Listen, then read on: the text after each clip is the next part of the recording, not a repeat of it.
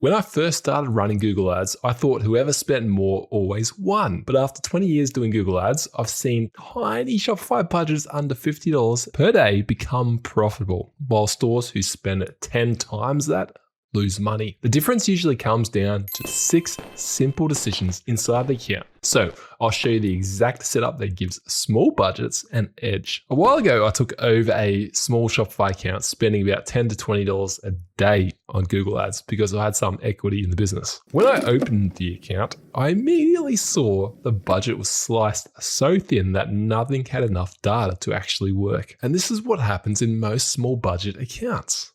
They're overbuilt. Too many campaigns, too many networks, too many keywords, too many products. As a result, your budget gets diluted, the data becomes patchy at best, and nothing gets enough volume for Google to properly learn. It feels like you have more control, but in reality, the account just creates a noise. I see this with a lot of Shopify stores. They launched search, shopping, performance max, dynamic search ads, brand splits before they even know what actually converts. Then they wonder why every campaign doesn't scale. So the first thing I did was simplify the structure. I paused the extra campaigns and rebuilt the account around just 2 campaigns, 1 search campaign and 1 shopping campaign. And I know that sounds almost too simple, but the structure works incredibly well when the budget is small. Why? Because when you consolidate, 2 important things happen. First, your budget goes behind the campaigns most likely to generate sales. Search and shopping have been the most reliable Google Ads campaign types for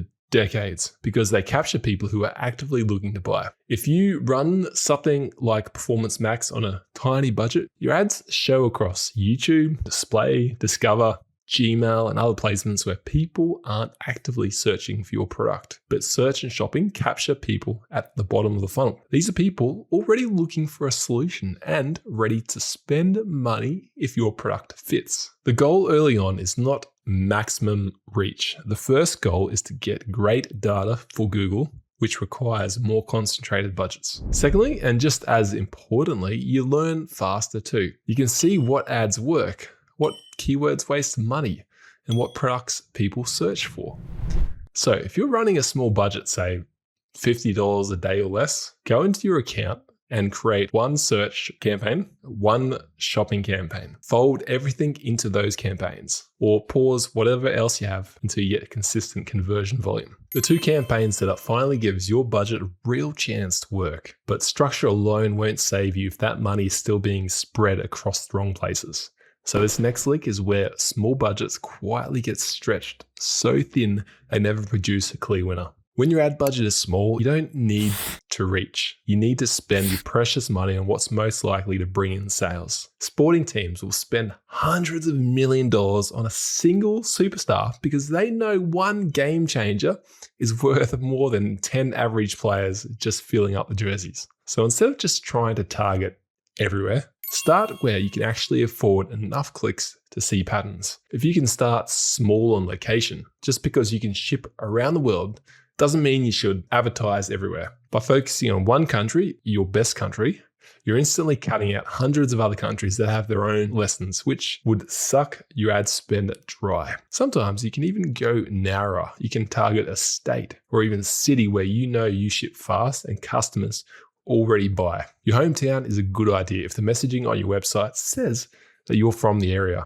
because people like to support locals. This lets you see how exactly these people convert so you can make better decisions. Once you stop trying to reach everyone, the next question becomes, who exactly should you pay to click? This is where your search campaign can either become a profit machine or an expensive guessing game. And this is where a lot of advertisers quietly burn money. They go after broad keywords and hope Google eventually figures out who their real buyers are. Google won't ever learn where your customers are if clicks go up and sales don't. Your budget is tiny. This is about control. The more specific the search, the easier it is for Google to match you with the right person. And that's how you stop wasting money on clicks that were never going to convert. You can safely increase control at the ad group level because we've reduced the appearance of control at the campaign level in the first step. So the goal here is simple. You want to build your search campaign around the exact phrases your best customers are most likely to type into Google. Once you do this, your search campaign stops being a general fishing expedition and starts being a hitman sniper, only chasing the target you want. There are two ways to find those phrases. The first is from your own data, if you already have it. The second is by using your product page to generate ideas, which is important if you do already have data. If you've run Google Ads before, pull up your search terms report, then sort by conversions. So the searches that actually lead to sales rise to the top. Those searches are gold. They're not guesses. They're the exact keywords real buyers use before purchasing from you.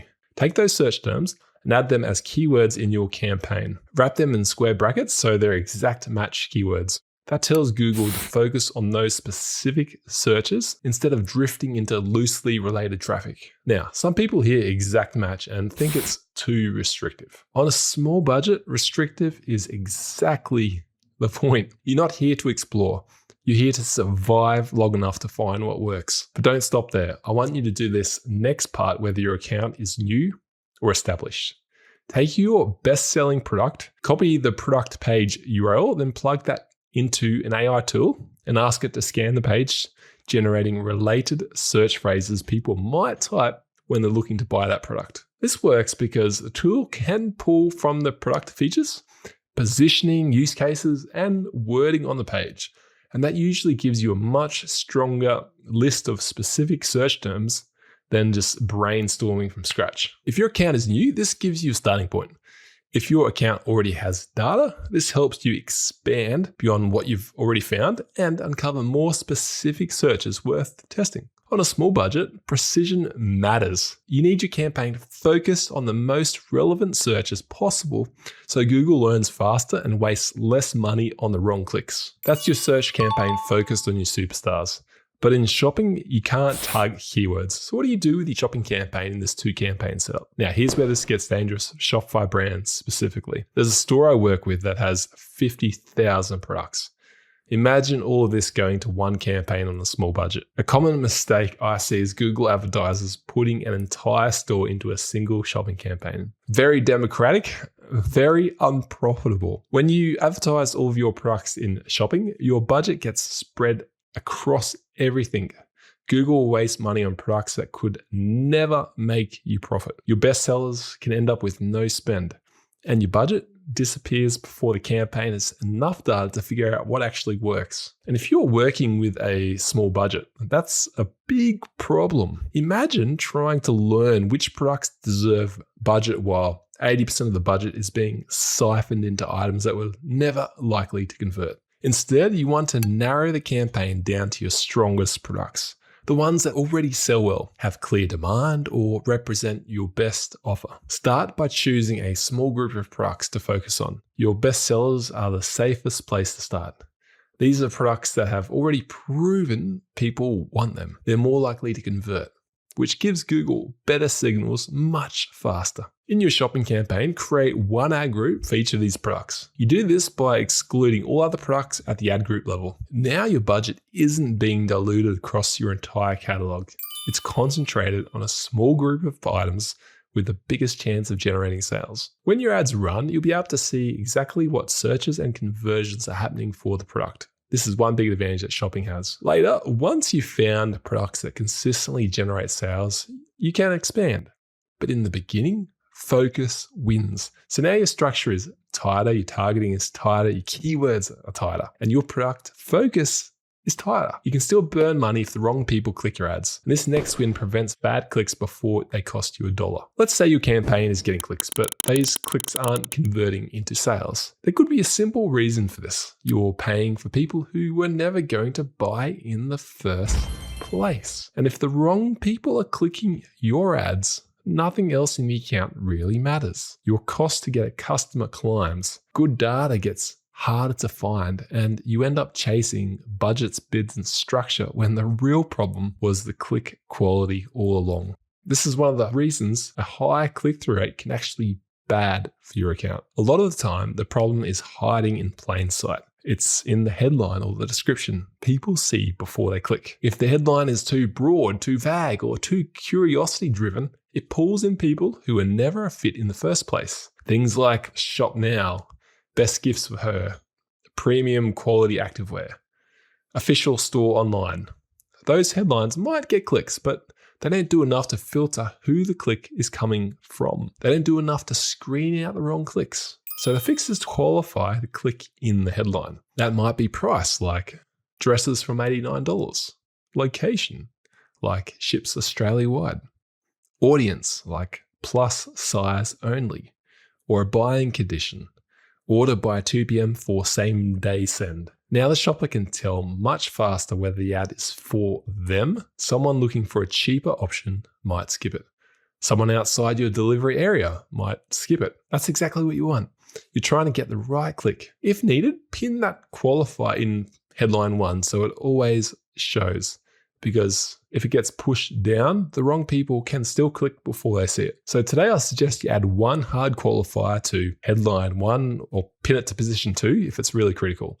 Then watch how your click-through rate, your costs to acquire a customer, and conversion rate respond over the next month. Your click-through rate might drop, but that's fine. In fact, sometimes a lower click-through rate is the first sign your ads are actually getting healthier. Once wrong people stop clicking, your spend gets cleaner, your data gets stronger, and the campaign gets a much better shot at becoming profitable. I've got an optimization tip to help you so much when you're on a tight budget. Most brands wait too long to cut losers. They keep spending like the campaign is about to turn a corner out of gratitude because they don't want to reset learning. Meanwhile, the parts of the account that are actually working stay underfunded. Every extra dollar you leave in a loser is a dollar you're not putting into something already proving it can bring in sales. So the rule is simple. Cut losers early, then move that spend into what is already producing conversions or ROAS.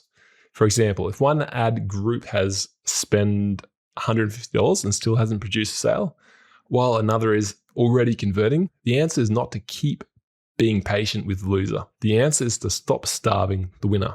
Now, this could also be more narrow at the keyword level, which you need to investigate. So here's how to apply this right now. Every week, sort by spend and look for anything that has spent enough money to justify a result, but still hasn't produced conversions. Look at the keywords. It can be ad groups. It can be mobile versus desktop users. It can be products in shopping. Pause it or reduce it. Don't keep giving it a bit more time because it feels promising. Stay with me, stay with me. Then shift that budget into what's already showing they can convert. This is how you go from a small budget to making good profit. Now, with so many new features out, you've likely got your campaign set up the wrong way. I've got a deep dive tutorial showing you a complete setup for a Shopify brand I created. Watch that here to get my best practices so your ad account drives more sales.